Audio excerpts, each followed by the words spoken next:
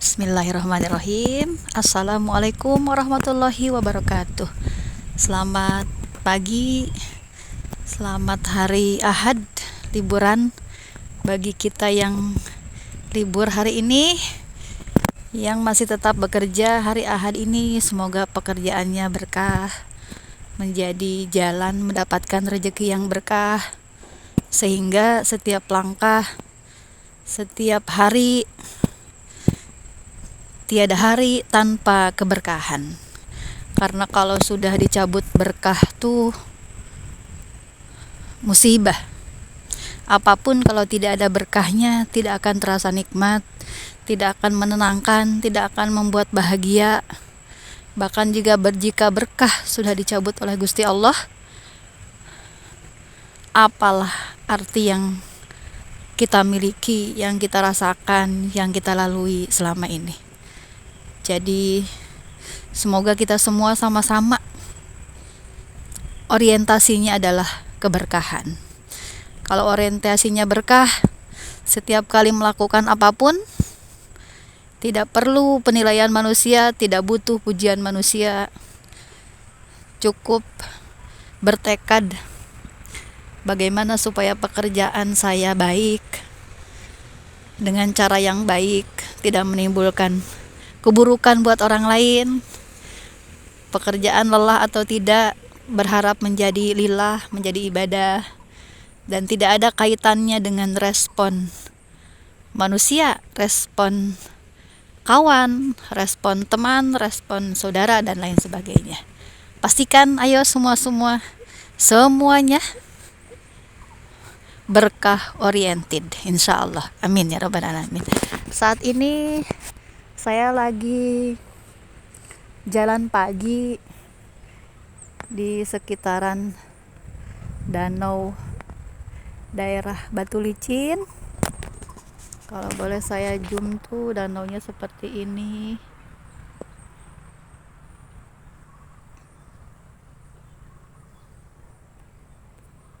Sepi, sunyi, banyak tanaman hijau-hijau, airnya juga terlihat tenang.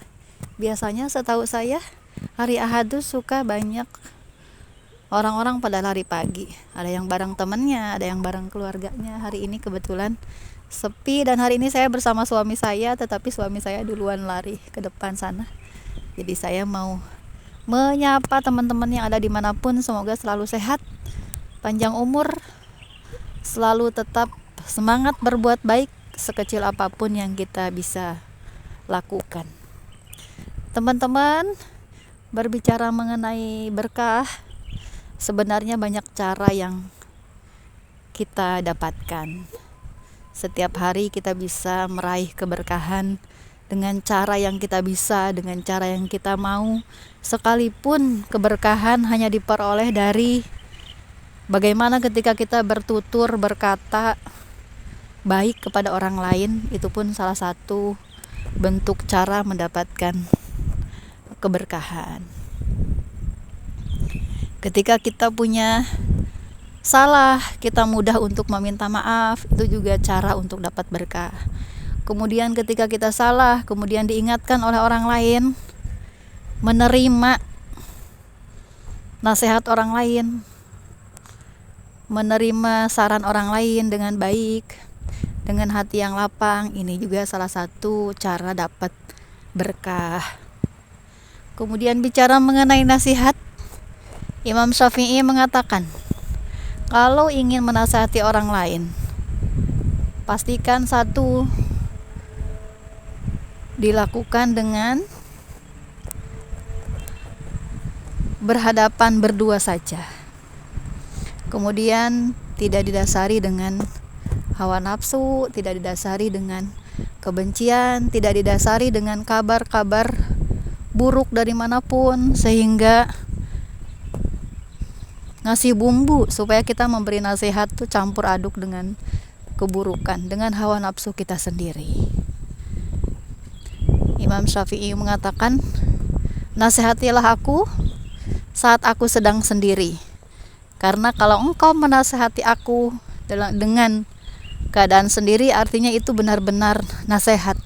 Tapi engkau ketika menasehatiku di depan orang lain, apalagi di depan orang banyak, itu bukan nasihat, tetapi namanya mempermalukan. Teman-teman, saya bisa perlihatkan ini daerah batu licin ya. Ada danau yang cukup panjang dan bersyukurnya di sini tuh kalau pagi seperti ini bisa menghirup udara yang sangat segar, jauh dari polusi. Saya ingin nyapa ibu-ibu, saudara-saudara saya, teman-teman saya khususnya yang ada di Kalimantan sini, di Batu Licin. Kemudian teman-teman saya, saudara saya, bahkan tetangga saya di Bandung. Saudara-saudara saya yang ada di sekitar tempat tinggal saya di Bandung. Semoga semuanya sehat, selalu bahagia, menjadi ibu-ibu yang baik. Ketika kita baik, tidak perlu menunjukkan kepada orang lain, buang-buang energi, menyampaikan, mengumumkan, saya ini orang baik. Tidak perlu. Kita tidak perlu mati-matian ingin dikenali oleh manusia. Tapi pastikan kita berusaha setiap waktu, siang, malam, supaya dikenali oleh Allah Subhanahu wa Ta'ala.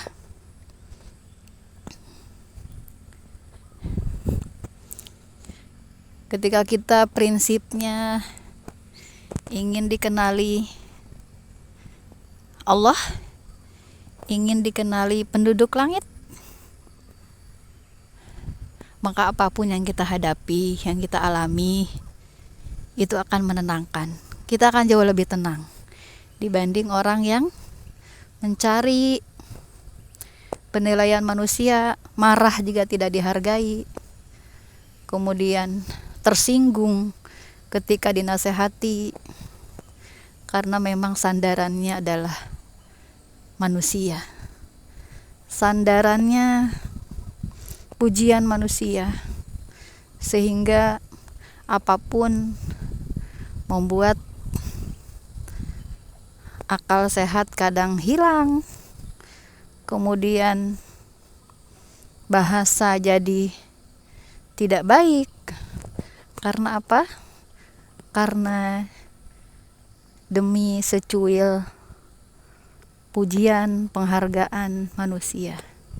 Buat ibu-ibu yang hari ini sedang bahagia, semoga bahagianya tetap terjaga.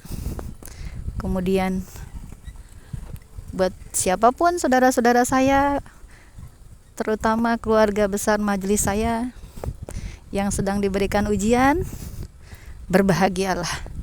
Kita masih diberikan ujian. Artinya kita masih diberikan perhatian oleh Gusti Allah Subhanahu wa Ta'ala.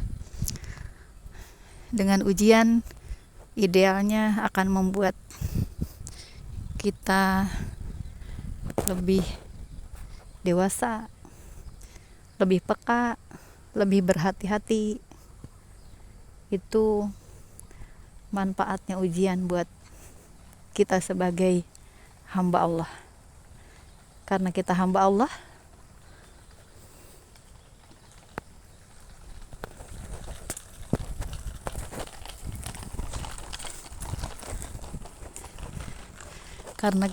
Allah, artinya kita harus bergantung kepada Allah. Teman-teman, ada hewan sini, apa ya tuh? Tuh.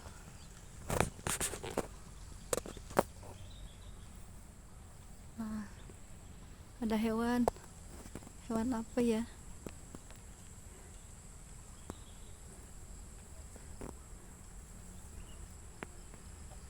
Nih, di atas ini.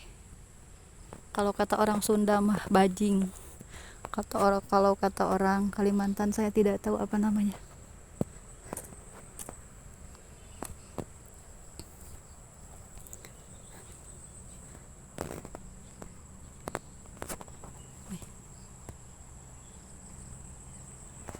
Nah, sudah menghilang, bajingnya sudah menghilang.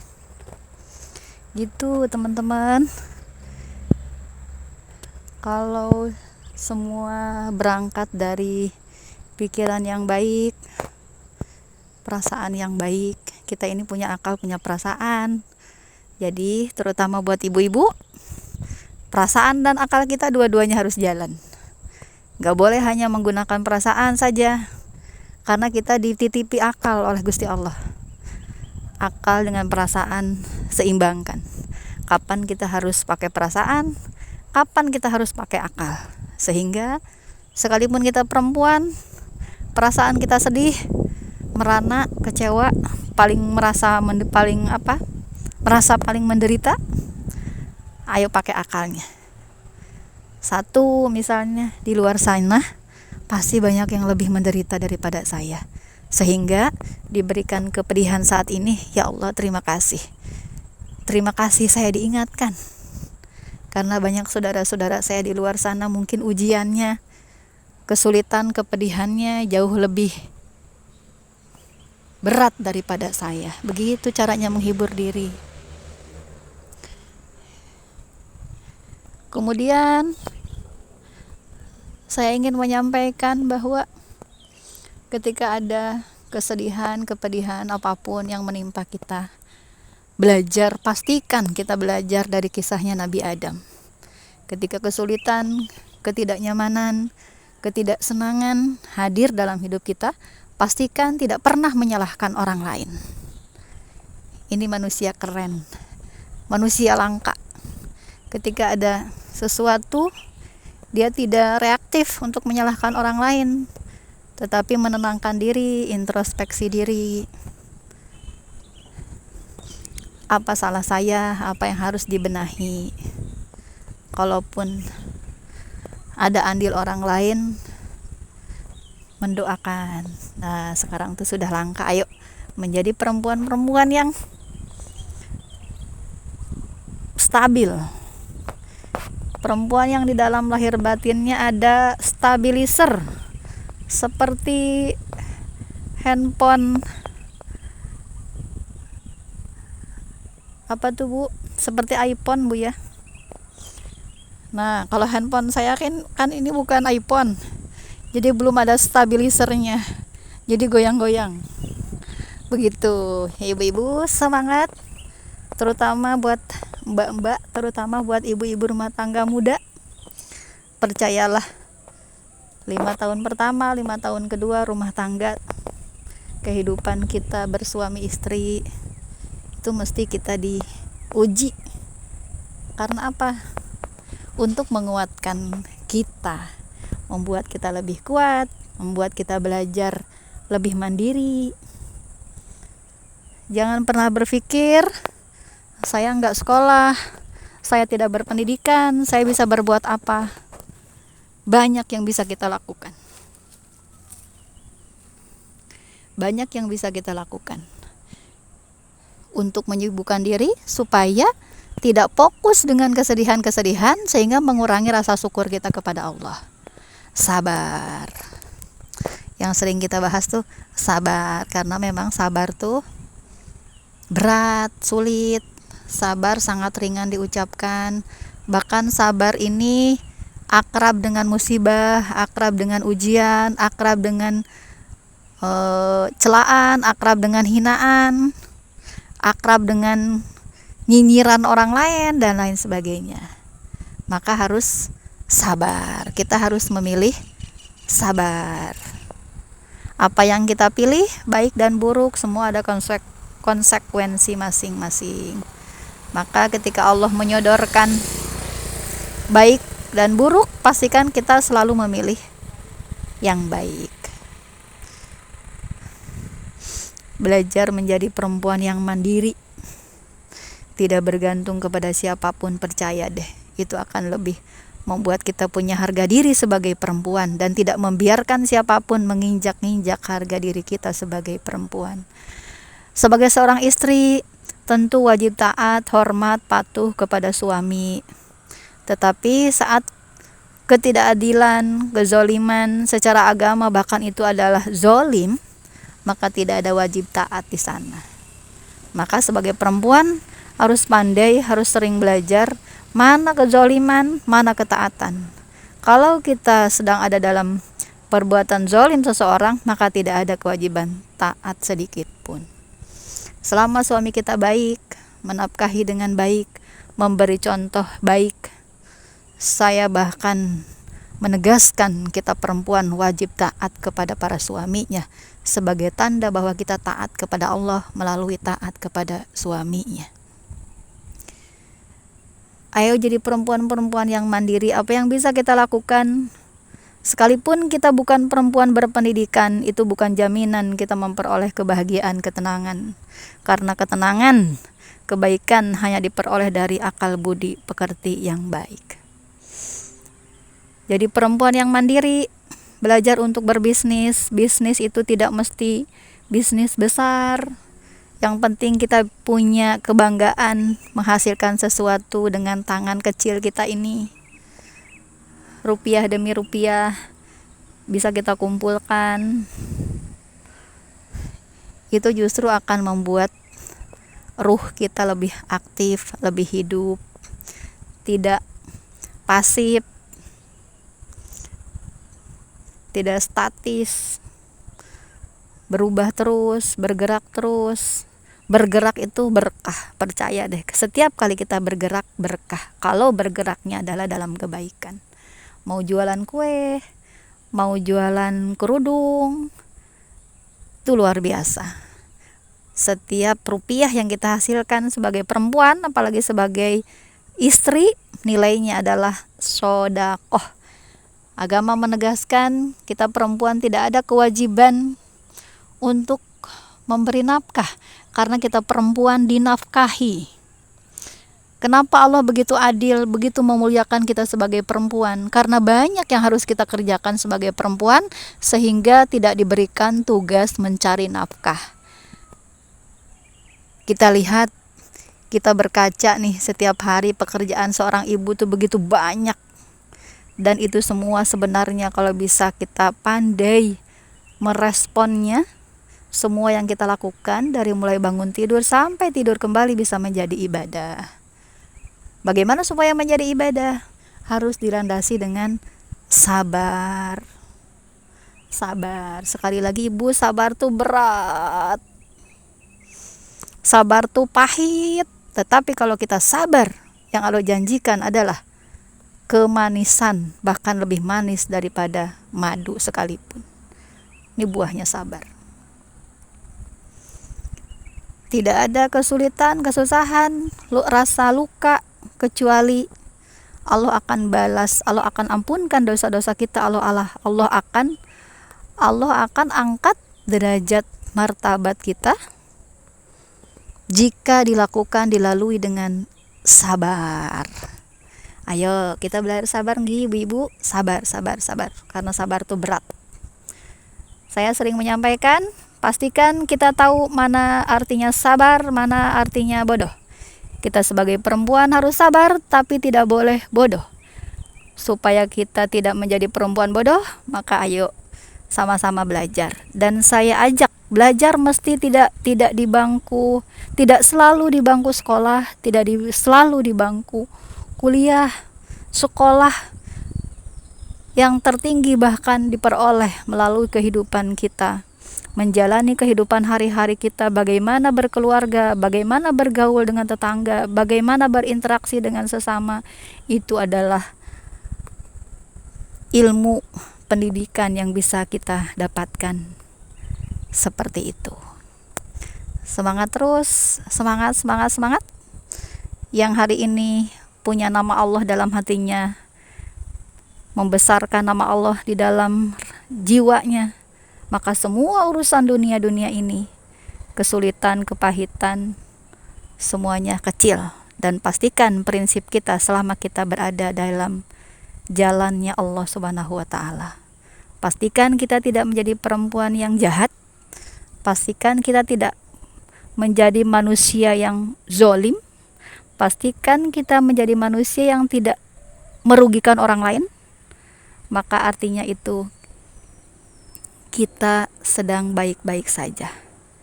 Sekalipun ada ujian, ada masalah, ada air mata setiap hari, kalau kita tidak jahat sama orang lain, artinya kita tidak punya masalah apapun.